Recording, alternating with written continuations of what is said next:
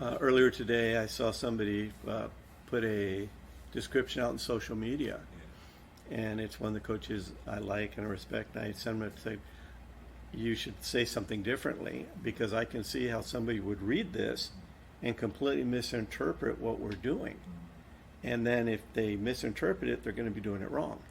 So trying to give them different feedback, not to be over the top, but immediately they said, I can see how that would happen, because we can be very literal. And when I say the word mountain, everybody in here saw a mountain. Different mountain. But we saw a mountain, so we have the idea of a mountain, but within that framework, you see the little intricacies of that understanding change. So sometimes we can be too literal. And what I say to one player, and as Choi will tell you, I talk to every player a little differently. I need to learn their language. And you get a better flow. But there's got to be communication like this, not like this. If you're having this with a player, then one of the other coaches should take over. That's why I like the beauty of having extra coaches, because people can see where connections are. And the key is that the player gets better.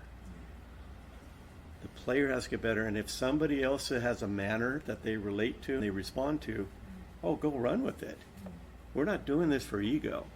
Around here at the staff, we'll see connections and step back and let them do their thing. I can always put my little pieces in, but allow the coaches also to develop their skill set. And I've always told, be you. I've heard them go in and they try to be me. I'm like, no, just be you. Talk how you talk. Go ahead. Express from here, because you don't want to parrot information. And above all, reach out, go beyond, evolve ideas. Because this is my way of thinking. The biggest problem happens is when we have communication breakdown. And that's usually when emotions get involved. Okay? After a tough game, nobody should talk because there's so much emotion. Okay? I've learned at an early age, every player knows what they did, and most players catastrophize. The good players feel that they should always done more. That when a team lost, they need to do more when they did the great job. But they feel that intrinsic sense of, I did something wrong, that's why we lost.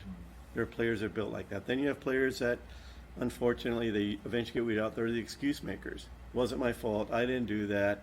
They look beyond themselves. We all have to look inside, but that can be painful. Nobody hits 1,000. Nobody's going to come through in every situation. It's just not going to happen, but we have to have the mindset that I'm prepared to do it. But then when coaches get on and start telling you how bad you are, now it's tougher. You shouldn't have to take away somebody's self-esteem to encourage them to get better.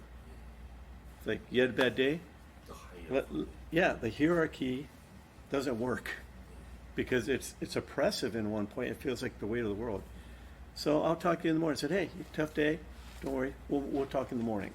We're all relaxed. And then I can set a game plan. What do we need to do? Man, that was a tough error. Okay, that's that footwork again. We got to get on that.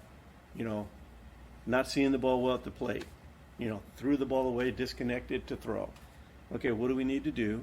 And instead of berating the player, saying, okay, let's work on this.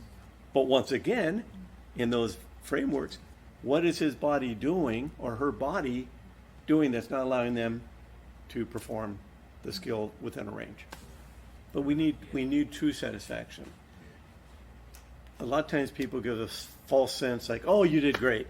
Well, you didn't. So honest, like, hey, tough day out there, we got tomorrow. So we talk about ego and self-esteem. We need an ego, but not a super ego. Obviously, beyond the psychological edge of it, we can't let ego drive us, but we have to have ego in order to keep moving forward. We've got to believe in ourselves.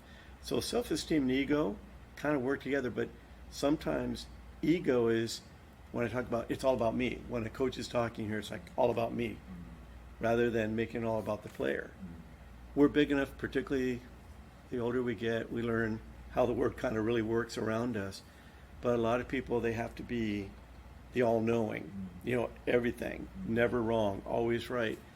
And sometimes the best thing, even if you know what is right, you've got to back up enough to let that player come back around to figure that out. But he's not going to do it if you beat him over the head with it. You just have to feel it out. But